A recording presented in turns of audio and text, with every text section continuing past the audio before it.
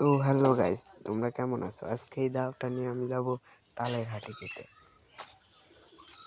আসলে এই সময়টা তালের হাটের সময়, কারণ তাল যখন পেকে যায় তখন এরকম মানুষ গাদি করে রাখা এক জায়গা, তখন এই তালের হাটিটা কল দেয়, কলের ভিতরে একটা শ্বাস হয়। এই যে আমি এইটা নিয়ে যাচ্ছি, এটা আমার ভালো লাগছে, এটা ভালো হবে খেতে। আমি নিয়ে এখন যাব। এখন এই তালের হাটিটাকে আমি কাটবো। তো কাটা দেখি কি এমনি কাটা যাচ্ছে না, যে দাওটা দিয়ে ওখানে একটু ফুটো করে বসাই নেওয়ার জন্য কি করতেছিলাম। এখন তালে হাঁটিটাকে বসাবো, কোপাবো। প্রথম প্রথম কোপে হইলো না, কিন্তু পরের কোপে দেখা যাক কি হয়।